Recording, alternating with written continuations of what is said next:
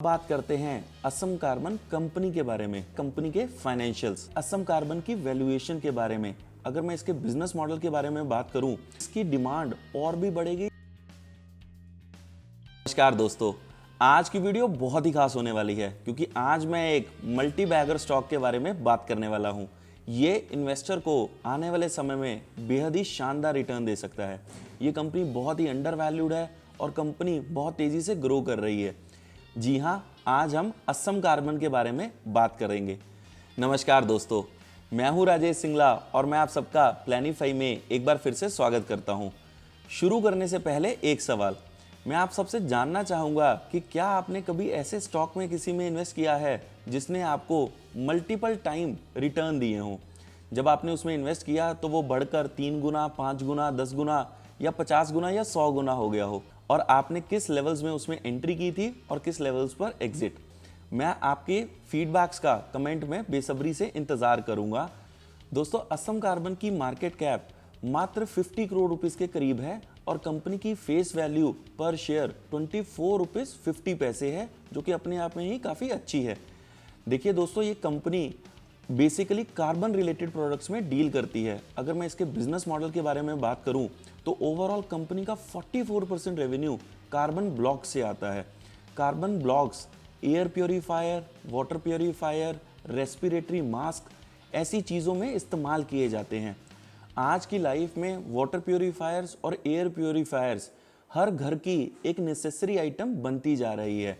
और ये तो दोस्तों अभी सिर्फ शुरुआत है। आने वाले टाइम में जैसे जैसे पॉल्यूशन के लेवल्स इंडिया में बढ़ रहे हैं, हमें लगता है कि इसकी डिमांड और भी बढ़ेगी, जिसकी वजह से कार्बन ब्लॉक की भी डिमांड फर्दर बढ़ती रहेगी। दोस्तों, कार्बन ब्लॉक्स इवन गोल्ड को एक्सट्रैक्ट करने के लिए भी यूज़ किए जाते हैं, सिगरेट के फिल्टर्स में और इंडस्ट्रियल गैस प्रोसेसिंग में यूज़ किए जाते हैं। दोस्तों, असम कार्बन का बाकी 44% रेवेन्यू कार्बन ब्रशेस से आता है। कार्बन ब्रशेस किसी भी इलेक्ट्रिक मोटर में यूज़ किए जाते हैं उसे सेफ गार्ड करने के लिए, और ये इवन डीसी जनरेटर्स में भी यूज़ किए जाते हैं। दोस्तों, कंपनी का बाकी रेवेन्यू बियरिंग्स, ग्रेफाइट इंसुलेटर्स और फ्यूल सेल से आता है। देखिए दोस्तों, असम कार्बन के ये प्रोडक्ट्स सभी तरह की इंडस्ट्रीज़ में आज की डेट में यूज़ हो रहे हैं, जिसमें कि consumer durables, railways, cement, steel, chemicals, petrochemicals और स्पेशलिटी केमिकल्स जैसी इंडस्ट्रीज़। इसके अलावा माइंस, शुगर और पावर इंडस्ट्री में इनके प्रोडक्ट्स यूज़ हो रहे हैं। दोस्तों, अब बात करते हैं असम कार्बन कंपनी के बारे में। पिछले 50 ईयर से ये कंपनी कार्बन रिलेटेड प्रोडक्ट्स ही बना रही है। 1972 से 2016 तक ये मॉर्गन्स के साथ एक जॉइंट वेंचर में थे। काली कृष्ण भट्टाचार्य ने इस कंपनी को 2015 में एज सीईओ ज्वाइन किया और उन्होंने इस कंपनी को तब से रीस्ट्रक्चर करना शुरू किया है। 2016 में उन्होंने इस कंपनी के जॉइंट वेंचर को ख़त्म कर दिया और सारे के सारे कार्बन रिलेटेड प्रोडक्ट्स के राइट अपने पास ले लिए। दोस्तों, कंपनी के अभी 2 प्लांट्स ऑपरेट कर रहे हैं। दोस्तों, इनका पहला प्लांट गुवाहाटी असम में है, जिसको कम्प्लीटली आज की डेट के हिसाब से मॉडर्नाइज किया गया है, और इनका दूसरा प्लांट पत्तनचेरू तेलंगाना में है। दोस्तों, कंपनी में तकरीबन 350 लोग काम कर रहे हैं और इनके सीईओ बहुत ही अग्रेसिवली कंपनी को आगे बढ़ाते जा रहे हैं। 2016 से 2020 तक कंपनी ने एक्सपोनेंशियली ग्रोथ दिखाई है, जो कि हम इसके फाइनेंशियल्स को डिस्कस करते हुए आप लोगों के साथ शेयर करेंगे। दोस्तों, मैनेजमेंट इंडिया में तो अपने प्रोडक्ट्स प्रोवाइड कर ही रही है, बट बिजनेस एक्सपेंशन के लिए इन्होंने यूरोप की कुछ कंट्रीज़ और हमारी नेबरिंग कंट्रीज़ में भी अपने प्रोडक्ट्स सप्लाई करने स्टार्ट किए हैं, जिसकी वजह से इनके मार्जिन्स काफ़ी हेल्दी तरीके से मेंटेन हो पा रहे हैं। दोस्तों, अब बात करते हैं मेरे फेवरेट सेक्शन के बारे में, वो है कंपनी के फाइनेंशियल्स। असम कार्बन के फाइनेंशियल्स बेहद ही स्ट्रॉन्ग हैं। कंपनी की रिटर्न ऑन इक्विटी 2016 में नेगेटिव थी, जो कि 2020 में अब बढ़कर 32% हो गई है। कंपनी की ऑपरेटिंग प्रॉफिट मार्जिन्स अगेन 2016 में 0% के थे, जो कि अब 2020 में बढ़कर 22% हो गए हैं। कंपनी का टोटल रेवेन्यू 2016 में 33.7 करोड़ रुपीस का था, जो कि बढ़कर अब 49.5 करोड़ रुपीस का हो गया है। दोस्तों ये 4 साल में 10% की CAGR रेट से बढ़ रहा है। असम कार्बन का 2016 में ऑपरेटिंग प्रॉफिट नेगेटिव नंबर था और इसका नेट प्रॉफिट भी नेगेटिव था। 2020 में इसका ऑपरेटिंग प्रॉफिट बढ़कर 10 करोड़ रुपीस का हो गया है और इसका नेट प्रॉफिट अब 8.1 करोड़ रुपीस का हो गया है। कंपनी का ऑपरेटिंग प्रॉफिट 283% से और नेट प्रॉफिट 256% की रेट से बढ़ रहा है। दोस्तों कंपनी के प्रॉफिट्स इस साल भी और तेजी से जंप करेंगे। उसका रीजन लो इंटरेस्ट रेट्स का होना है। इंडिया में इंडिपेंडेंस के बाद हमारे इंटरेस्ट रेट लाइफ टाइम लोज पर हैं, जिसकी वजह से कॉरपोरेट्स की प्रॉफिटेबिलिटी तेजी से बढ़ रही है। अगर अगले 3 से 4 साल तक भी इंटरेस्ट रेट ऐसे लो रहते हैं तो इससे कॉरपोरेट्स की प्रॉफिटेबिलिटी और तेजी से बढ़ेगी और आप सेंसेक्स को नई ऊंचाइयां छूते देखेंगे। इस वजह से इन्वेस्टमेंट करने का ये एक बहुत ही सुनहरा अवसर है। दोस्तों अब बात करते हैं असम कार्बन की वैल्यूएशन के बारे में। हमने इसका कंपैरिजन HEG लिमिटेड और ग्रेफाइट लिमिटेड के साथ किया है, जो कि लिस्टेड कंपनीज हैं। असम कार्बन की रिटर्न ऑन इक्विटी 32% की है, जबकि HEG लिमिटेड की 1% और ग्रेफाइट लिमिटेड की ये मात्र 2% है। इसमें असम कार्बन को पूरे नंबर मिलते हैं। अगर हम इसको प्राइस टू अर्निंग की रेशियो पर देखें तो ये बेहद ही अंडर वैल्यूड कंपनी दिखेगी।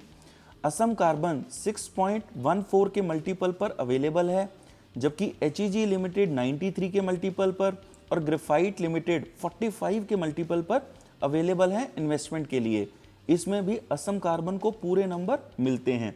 अगर हम इसे प्राइस टू बुक के मल्टीपल पर देखें तो असम कार्बन 1.9 के मल्टीपल पर अवेलेबल है, जबकि HEG लिमिटेड 0.81 और ग्रेफाइट लिमिटेड 0.91 के मल्टीपल पर अवेलेबल हैं इन्वेस्टमेंट के लिए। इसमें HEG असम कार्बन से बेहतर दिखती है। बट ओवरऑल अगर हम इसे enterprise value over operating profit के मल्टीपल पर देखें तो असम कार्बन 3.3 के मल्टीपल पर ही अवेलेबल है इन्वेस्टमेंट के लिए, जबकि HEG लिमिटेड के लिए यह नंबर काफ़ी बड़ा है। HEG लिमिटेड 46 के मल्टीपल पर अवेलेबल है और ग्रेफाइट लिमिटेड 14.6 के मल्टीपल पर अवेलेबल है इन्वेस्टमेंट के लिए। दोस्तों एंटरप्राइज वैल्यू ओवर एबिटा एक बहुत ही इंपॉर्टेंट वैल्यूएशन मेट्रिक है, जिससे आपको ये पता चलता है कि एक इंटरप्राइज में इन्वेस्टमेंट करने के लिए आपने उसके कितने मल्टीपल पर इन्वेस्टमेंट की है। दोस्तों असम कार्बन का असेट टर्नओवर रेशियो 89% का है, जबकि HEG लिमिटेड का ये 62% और ग्रेफाइट लिमिटेड का ये सिर्फ 49% ही है। इसमें भी असम कार्बन को पूरे नंबर मिलते हैं। अगर हम अर्निंग पर शेयर की बात करें तो असम कार्बन की EPS 28.4 की, HEG लिमिटेड की ये 1.6 की और ग्रेफाइट लिमिटेड की ये 13.8 के करीब है। इसमें भी असम कार्बन को पूरे नंबर मिलते हैं। दोस्तों अगर हम ओवरऑल असम कार्बन की वैल्यूएशन को देखें तो आप ये रियलाइज करेंगे कि ये एक बेहद ही अंडर वैल्यूड काउंटर है, जिसमें आपको इन्वेस्टमेंट ज़रूर करनी चाहिए। दोस्तों अब बात करेंगे असम कार्बन की रेटिंग और रिकमेंडेशन के बारे में। असम कार्बन के business model, management, financials, growth, valuation को अगर हम ओवरऑल सम अप करें तो हम इसे 5 आउट ऑफ 5 की रेटिंग देते हैं और आपको हाईली रिकमेंड करेंगे कि आप इस काउंटर में ज़रूर इन्वेस्ट करें। ये आने वाले टाइम में एक मल्टी बैगर स्टॉक साबित हो सकता है। अगर आप इसमें इन्वेस्टमेंट करना चाहें तो हमारे पास इसके प्री IPO शेयर्स अवेलेबल हैं इन्वेस्टमेंट करने के लिए।